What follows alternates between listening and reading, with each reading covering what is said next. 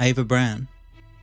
Eva Braun was the longtime companion and briefly the wife of Adolf Hitler before the pair took their own lives inside the Führer bunker in Berlin near the end of World War II. 17-year-old Braun met 40-year-old Hitler in 1929 when she was a model and an assistant of Hitler's photographer Heinrich Hoffmann. Within 2 years, the pair were regularly seeing each other. By 1936, Braun had moved into the Berghof, Hitler's mountain retreat in Bavaria. She quickly became a major figure in his inner circle, although her political influence on Hitler was virtually non-existent. Whenever political business was being conducted, she was asked to leave the room. For the most part, she lived in the shadows, and they were never seen in public together until 1944. Hitler wanted to appear as a single man living a chaste lifestyle, as to not dampen his appeal to women inside of Nazi Germany, which he thought could put them off joining the party.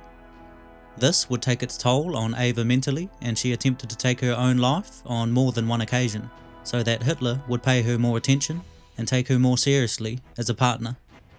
Even so, she stayed loyal to Hitler to the bitter end, remaining by his side as he retreated to the Führer bunker in 1945 as the Soviets closed in on Berlin, despite him urging her not to do so.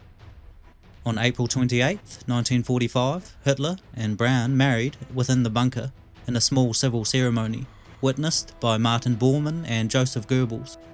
She signed the marriage document and officially changed her last name to Hitler. They then had a small breakfast celebration. However, the marriage would only last about 40 hours. On April 30th, a gunshot echoed from Hitler's study within the Führer bunker. When a member of the SS entered the room, both Hitler and Eva were found dead. Eva had allegedly swallowed cyanide and Hitler had shot himself in the head. The bodies were then taken up through the bunker to ground level and burned in a bomb crater. Hitler was 56 and Eva only 33 years old. The remains of Eva Braun have never been discovered, with the exception of some dental remains the Soviets found. However, they didn't entirely match her records. 2 colleagues of Hitler's dentists confirmed that a metallic dental bridge and a gold filling belonging to Braun were found, but they go on to say that the bridge was never actually fitted in her mouth, and that the Soviets likely found it in the dental office of the Chancellery. In addition, Soviet reports count 11 teeth at the time of death, whereas Hitler's dentists report that she had 26 remaining. The inconsistencies fueled controversy and speculation as to whether the remains that were found were actually Eva's. Emmy Goering. Emmy Goering was a German actress and the wife of Luftwaffe Commander-in-Chief and Hitler's eventual second-in-command, Hermann Goering. The pair met in the early 1930s after Hermann's first wife, Karen, died of heart failure in 1931 at the age of 42. They got married in 1935 and welcomed their daughter Ada into the world in 1938, naming her after Mussolini's daughter, who was a friend of Emmy's.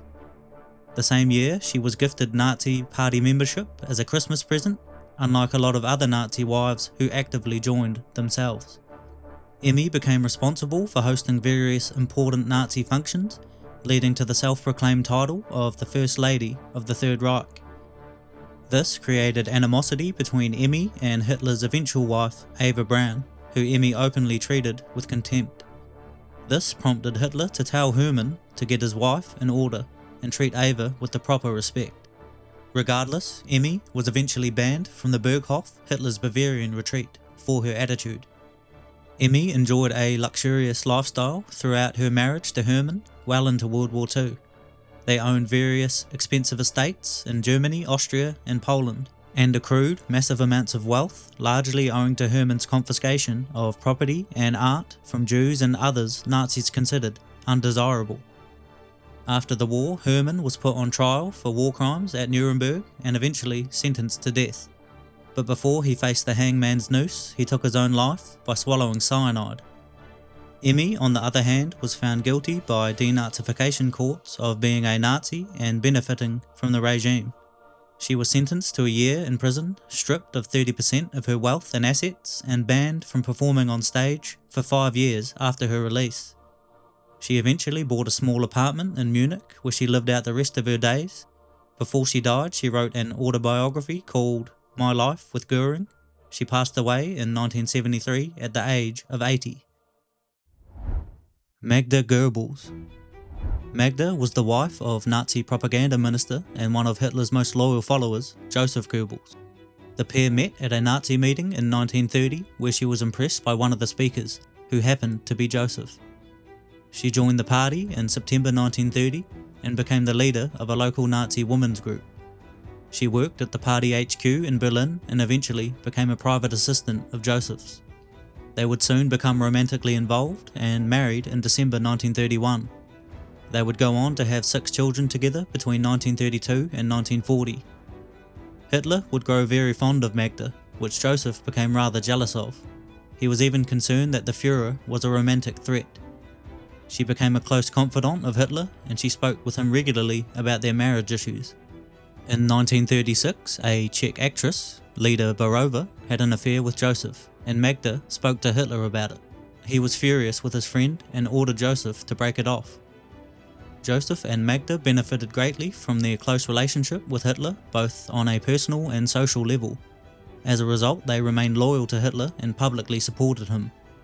However, behind the scenes, from 1942 onward, as the war started going badly for Germany, Magda began privately criticising Hitler, stating that he no longer listens to voices of reason, and that he was leading Germany down a horrible path, most likely to defeat.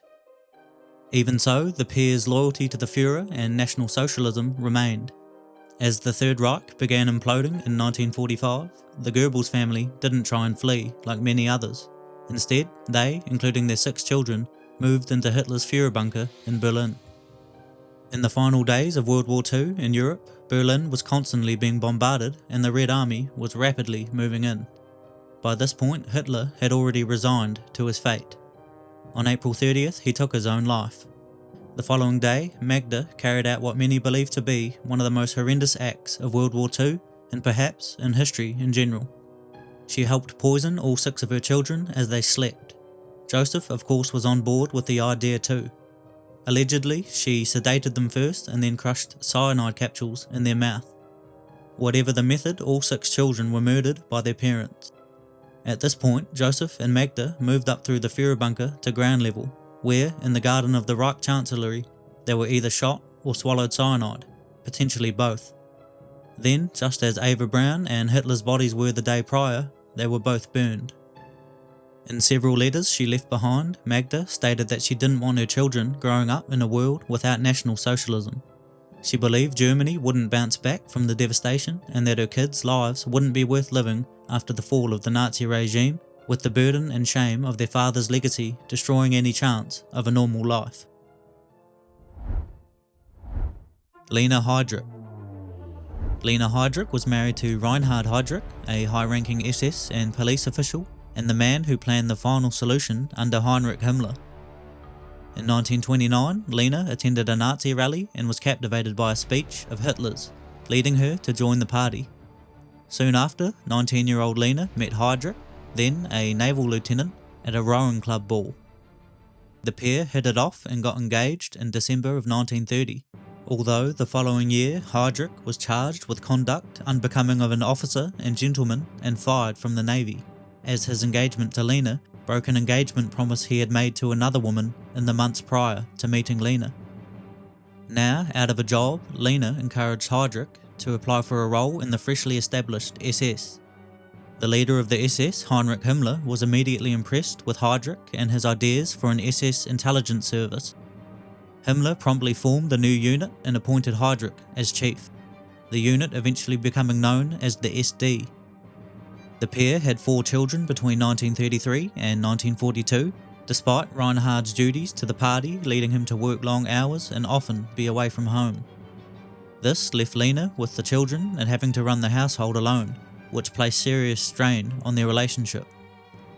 Following Reinhard's assassination in Prague in 1942, Hitler gifted Lina a large estate in Bohemia, as an acknowledgement of her husband's dedication to the Nazi cause. At this estate she kept a number of prisoners who worked as her slaves. Allegedly, she would abuse them physically and mentally.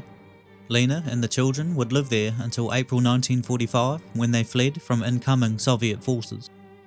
After the war, Lina was cleared of any charges by the denazification court and even won the right to a pension in a separate series of hearings between 1956 and 1959, a right she was initially denied due to Heydrich's role in the Holocaust. She was also sentenced to life in prison in Czechoslovakia, although she evaded serving any time. During a holiday to Finland in 1965, she met a theatre director and married him, so she could change her last name. She eventually turned an old summer house of Heydrich's into a restaurant, running it until 1969 before it burned down. Later the same year, her husband died, making her a widow once again. In 1976, she wrote a book called Life with a War Criminal and vigorously defended Heydrich's name until she passed in 1985, aged 74, claiming that her husband wasn't involved in the Holocaust and that the final solution was merely a resettling of the Jews to the east. Margarete Himmler. Margarete was the wife of Heinrich Himmler, the head of the SS and the chief architect of the final solution. She was a nurse, 7 years older than Himmler, and was married once before meeting him. They first crossed paths during one of Heinrich's lecture tours in 1927, after which they remained in written contact.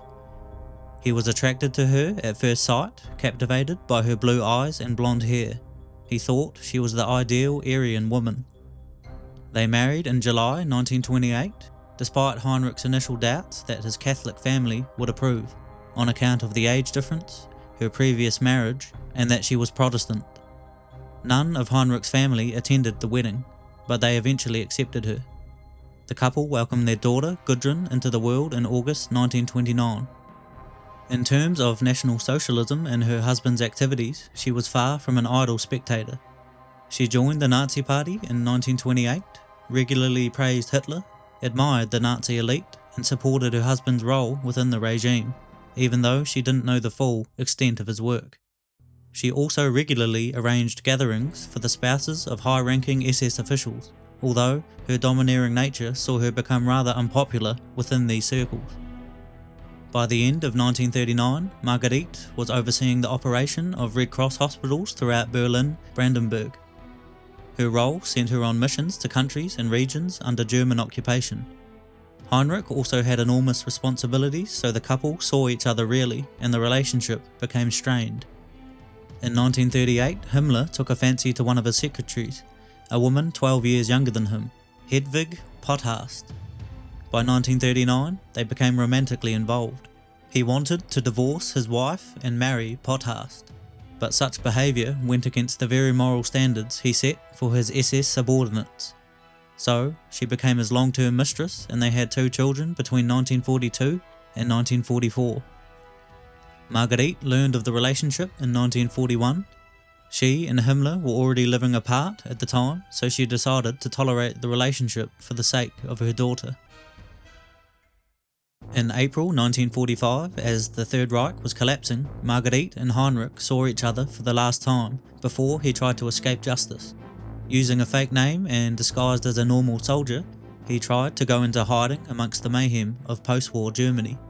However, he was captured by the British and he eventually took his own life by swallowing cyanide. Margarete, on the other hand, who went into hiding in northern Italy, was arrested in May 1945. Over the next 3 years, she was held in multiple Allied internment camps. The Allies viewed her as more than an innocent Nazi wife, rather as someone who had promoted Nazi ideals and supported one of the most ruthless men in the entire regime. In 1948, a denazification court processed her case. She stressed that she was never involved politically in the regime, didn't know the full scope of her husband's role, and merely lived as a nurse and mother. However, some of her wartime letters suggested otherwise. The court labelled her as a major offender and she was sentenced to 4 years in prison, although she only had to serve 1 as the 3 years she spent in Allied internment camps was factored into the sentence. After she was released, Margarete disappeared from public view. She changed her name and moved to Munich, where she lived a quiet, isolated life until her death in 1967 at age 73. Ilse Hess. Ilse Hess was the wife of Rudolf Hess, one of Hitler's earliest supporters and his deputy Führer until 1941. The pair met in the early 1920s, just as the Nazi Party was beginning to gain traction. She initially joined in 1921 and then rejoined in 1925 after the party had been temporarily banned following the failed beer hall putsch of 1923. She was attracted to Rudolf straight off the bat, but he was hesitant to get into a serious relationship. She introduced him to Hitler, who regularly attended functions hosted by wealthy women. Hitler would end up pressuring Rudolf somewhat into marriage with Ilse, and they tied the knot in 1927. A decade later, in 1937, they welcomed their only child, Wolf, into the world, and named Hitler as his godfather. In 1941, as World War II raged on, Rudolf made the bizarre decision to make a solo flight to Scotland in attempts to broker peace between Germany and Britain. Of course, he ultimately failed and was arrested and imprisoned by the Brits. Hitler was enraged, condemned Hess's actions, labelled him as a madman, and stripped him of all party ranks. After the war, Rudolf was put on trial at Nuremberg and found guilty of crimes against peace and conspiracy. In 1946, he was sentenced to life in Spandau prison in West Berlin, where he stayed until his death over 40 years later, aged 93. After Rudolf's mission to Scotland and the shaming that came from it, Ilse left Munich and moved to Hinterland. She was arrested in 1947, similar to numerous other women connected to high-ranking Nazis. She served roughly 9 months in detention, but was eventually considered a lesser offender during denazification hearings. After her release in 1948, she relocated to southern Germany and eventually opened a boarding house in 1955. Ilse remained a fanatical believer in Adolf Hitler and National Socialism for the rest of her life. After the war, she provided support to Stille Hilfe, or Silent Help, a secret group that helped Nazi fugitives escape justice and provided financial aid to convicted war criminals. Additionally, she never stopped attempts to clear Rudolf's name. She was adamant that his flight to Scotland was largely misunderstood, claiming that it wasn't treason but rather a brave attempt to avoid further bloodshed between Britain and Germany. She wrote numerous books and letters and gave interviews stressing that Rudolf was unfairly treated. Even after Rudolf died in Spandau prison in 1987, officially by suicide, although speculation persists that his death came by other means, Ilse continued her relentless campaign to defend his name until her own passing at age 95 in 1995.